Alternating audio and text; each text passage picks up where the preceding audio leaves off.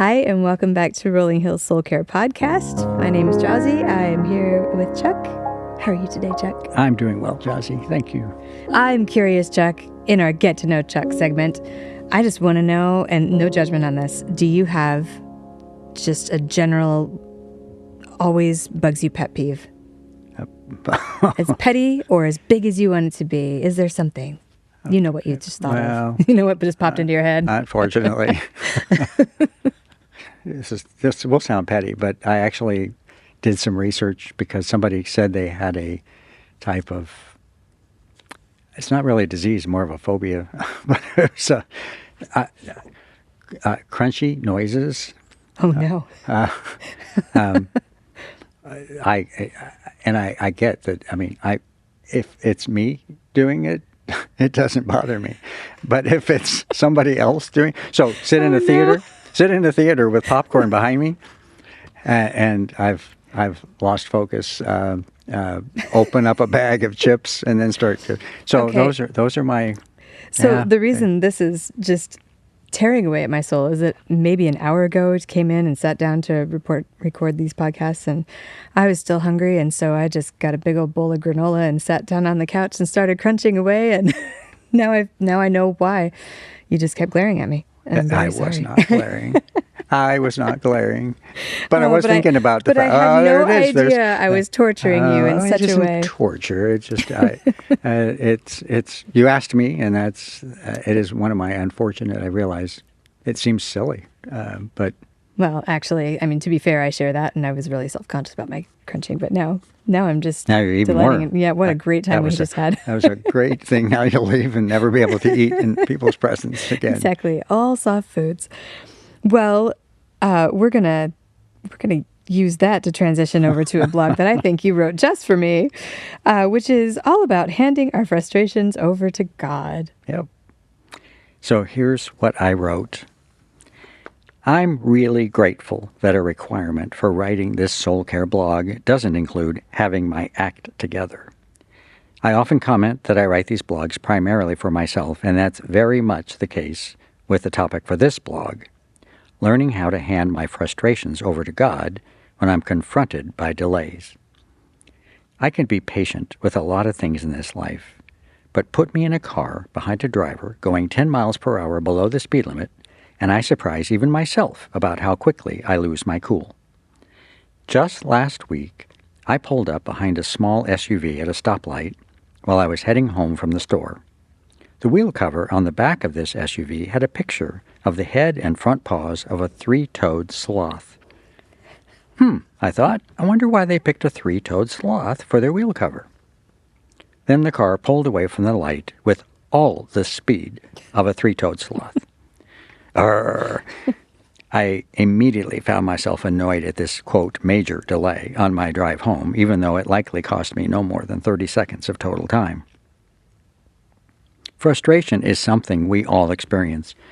Frustration often arises from perceived resistance to the fulfillment of our goals and objectives.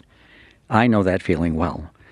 But what if those delays are actually part of God's sovereign plan for me or someone else? I remember reading stories from some of the survivors of the terrorist attacks on September 11th, 2001. These were people who were supposed to be inside one of the Twin Towers or the Pentagon or one of the airplanes that morning, but, quote, delays or, quote, inconvenient changes resulted in them being someplace else. Just one example is a man who took his car to the dealer for what he thought would be a quick repair. But he had to wait a full hour before the mechanic would even start to work on the problem. Because of my own tendency to get frustrated over delays that make me late for things, I can imagine what this man was feeling inside. That delay made him late for a scheduled meeting in one of the towers. Instead of being at the meeting, he was traveling in his car when he witnessed the second plane crashing into the building. Suddenly, he recognized that this, quote, frustrating delay had just saved his life. I wonder how many times a perceived delay in my plans has actually been part of God's sovereign design, so I would be exactly where He needed me to be. I wonder how many close calls with another vehicle would have resulted in a crash, except for the delays that often annoy me. Wonder how many of these circumstances are simply part of God's plan to help me learn to be a more patient person. Based on the number of lessons God sends my way, I appear to be in a remedial program. Instead of complaining about my circumstances, how can I hand my frustrations back over to God and trust that He can and does use anything to accomplish His purposes? I like what author Bob Goff said, quote, "Stop asking God to solve all your problems. Instead, ask Him to give you context for them so you can understand them better. Then take a step toward what you can influence and trust God with the rest." Frustrations are not limited to my insignificant example of traffic delays. Anytime we have a dream or a goal that's being blocked or delayed, it's easy and even natural to experience frustration. But that's exactly when we need to stop and pray. Take a deep breath. Share your feelings with God. He already knows all about them and your situation, but talking with Him about it draws you closer to Him and creates greater capacity to trust Him with the outcome. And the more you can place your full trust in God, the faster you'll be able to release those frustrations to Him. Now that I've written that, I hear God calling me back into the classroom for another lesson. I wonder what kind of delays God has in store for me next. And I close this with 1 Peter 5:7. Cast all your anxiety on Him because He cares for you. So there's a couple places on my copy of this blog where I just wrote, ouch, because I saw myself reflected so poorly in in some of these circumstances.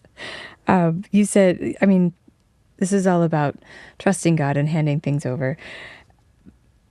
One of your closing sentences was that the more we can place our full trust in God, the faster we'll be able to release those frustrations. And that just resonated because I realized the longer I'm holding on to my circumstances and the longer I'm dwelling on them, that's just really a direct reflection of how much I actually trust God. Mm-hmm. And that's a hard lesson to learn, because sometimes I just find it easier to dwell on my frustrations or to even point it out. Like some of the things, little pet peeves or whatever, some of the things that bother me don't need to bother me. I could just be fine with that. But instead, I decide to notice it and focus on it and just make it a part of my situation as opposed to something that God is probably okay with working out. And you're not alone there. I think there's many people that listening to this and elsewhere that we all experience the same thing. And I think ruminating on things, dwelling on those things, that's part of the enemy's plan. Something goes wrong and it makes us angry or frustrated, or a delay happens, and we get into the spin cycle of, this is bugging me, instead of handing it over to God and trusting Him with the outcome. And that's much easier said than done, but that's what we're asked to do. So the faster we can get to that point, we're saving ourselves a lot of agitation, and I think we will constantly be in a state where we have to remind ourselves of that, which is why I wrote it here. Right. I need that constant reminder. I can get myself ratcheted up really quickly, and I need to step back. I've worked with people that there's an issue that's in their mind is holding them back from something that they desire. Mm-hmm. And then they start seeing everything that's stopping them from achieving that as a roadblock. And if it's a person, then they start vilifying the person who may be, and probably is, acting as an agent of God to do something because something else, there's a reason. God is holding that back. Sometimes there are reasons that, well, obviously there's a lot of times where there are reasons I know nothing about. Sometimes the reason's because there are consequences that I've created. Yeah, that's true. And God says, you're the one that created this mess. You've got to be patient and work through it. Other times they're the things that are completely outside of my control. But I think about, I when I travel, I've got itineraries. I know plans, so if anything is slowing me down, that was the essence of this blog. Getting behind a car going 10 miles per hour slower than the speed limit. In the grand scheme of things, that's just silly for me to get upset about. But I have an itinerary. I'm going to go from here to there, and it's going to take this long, and then I'm going to do this. But when I'm traveling, anytime we've had our flight delayed or canceled, those become irritating things. Yeah. And they're always going to be irritating at the time.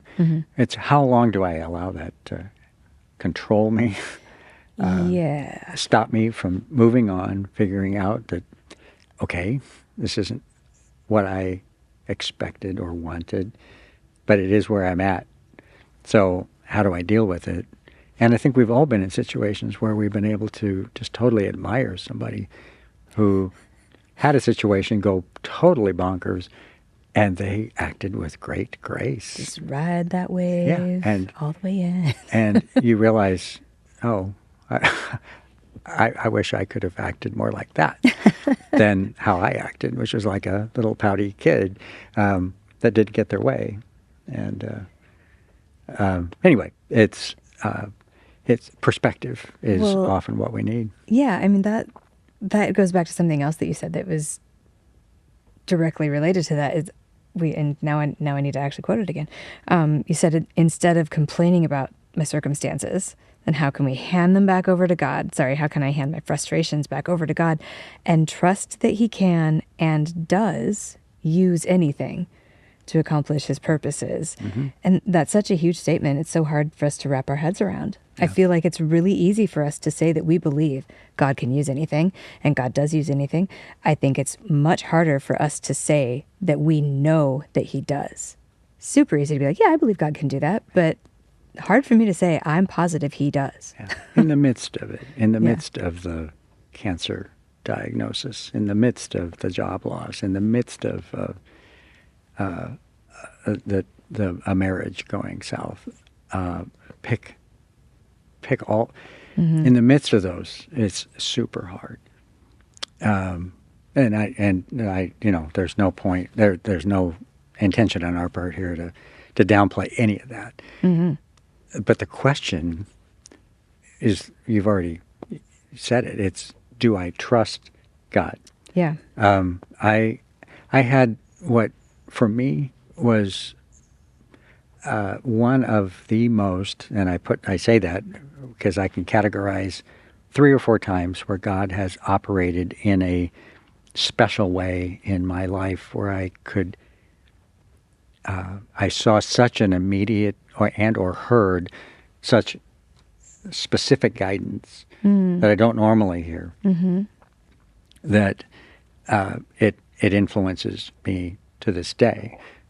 It's a little tiny mini version of the Apostle Paul being, able to see Jesus. He didn't need to depend on the 12 apostles and their firsthand accounts. He had his own firsthand account. I ought to have faith by reading the Bible and taking God at His word. But God knew He was dealing with me. So He was gracious. And I've told this story before, but I can't recall whether we've talked about it here, that back in this 2001, I was called into an office along with 40 other people from a regional office here in Portland right after we moved here. And we were being told that the corporation was closing 30 out of the 36 U.S. offices, and ours was one of them, and we were all going to be laid off. And I began to panic. Yeah, as I feel one does. And because it was, I I just moved here. I just got this job. I barely know people here. And the panic was just, I took it, well, I mean, immediately to, oh no, I'll lose our house. I won't be able to do, I mean, it was, Satan just, all the way down. jumped on it and said, watch me ramp this one up. And I'm going to use the word heard, and such a clear voice that I actually turned to the person sitting next to me to see, not to see if they said it, but to see if they heard it. And the voice said, "Do you trust me?" Yeah. And when I realized that no one else in the room heard it, he was gracious enough to ask me that exact same thing a second time. Wow. Do you trust me? And at that moment, that was such a clear thing to me. This is God talking to me. And he's talking to me in a very, I might have used a tone there that I shouldn't have. God, there was no, Chuck, you idiot. It was like a loving father to a child. Do you trust me? And he asked it twice, and I, in the middle of the meeting, quit listening to everything else and admitted to him two things. It was, yes, Lord, I do trust you. I'm not acting like it right now, but I do trust you, and I will trust you. Help me to live that out. There's a whole lot more to the story, but that question, do you trust me, is one I think God asks us all the time. He has asked me that on other occasions in less dramatic ways, but those words keep coming back to me. And I think that's probably the question we need to ask ourselves every time we're faced with circumstances that feel bigger than ourselves or overwhelming in any way. Okay, do I trust God in this? Do I trust him? Do I really trust him? Because Can I act like I trust him? and then move forward. God doesn't promise in that case. He didn't say, "Do you trust me?" Because let me tell you, I got a much better job lined up for you, and you just need to wait. Here's how it's going to happen. He didn't tell me any of that stuff. It was just... In my case, that's what happened. I needed to trust him even without that assurance, and I needed to trust him even without that outcome. Sure. Because God works all things together for good. And so that means, okay, it might not have worked out for my personal good, but did it work out for his good? And if it worked out for his good, then I ought to be okay with that. And then I got to look and see, how did this work for his good and his glory? And sometimes we won't see that in this lifetime, but most of the time we get a chance to do it. And so those are, as you mentioned, trust, that just came into my head, that because I started to call it one of my guiding principles, and I guess that's an appropriate way to frame it. When things happen, I have to ask myself, because there are many times where something has happened and I get a pit in my stomach because it's overwhelming to me, or I think I don't know what to do with it. I don't know how to solve this. And that's when God asks the question, well, I don't expect you to. Do you trust me to do this? And the answer to that needs to be yes all the time. I love that Alan asks us to put our yes on the table. When God asks us the question, do you trust me? Please put your yes on the table, because that's the correct answer. Yeah, that's a much bigger and more correct frame than like, can I fix it? No, we're not asking that. It's, can we trust God? And yeah, absolutely. Yeah. Lord, I believe, help me with my unbelief. Well, and that's exactly it. And I think, at its core, God is asking us, I want to have a loving, trusting relationship with you in spite of all of the messiness that's happening around us. Can you hold on to me and trust me while winds are stirring up all Yeah, sorts of things. You know, there's trees and cows flying by. I'm not going to, don't look out there. Don't look out there. Just stay inside. Forget all the human stuff. Just to, just hold on to God. Thank you again, Chuck, for all of that. I know that I'm walking away just really ruminating on this one. So I hope that others are as well. And if you would like to find other blogs that Chuck has written and ruminate more, you know where to go. You can follow RH Worship on Instagram and find those links there in that feed, in that bio. You can also go to rollinghills.org/worship and you will find a plethora of wisdom just laying there waiting to be read, commented upon, ruminated on. We would love to hear comments. It would be fun to hear from you. Yeah, we don't mean to beg or anything, but we are always curious. So it's always wonderful to hear how these things are working in everyone's lives. So by all means. And meantime, we are going to sign off. So thank you again, Chuck. Thank you, Jazzy. It's been fun.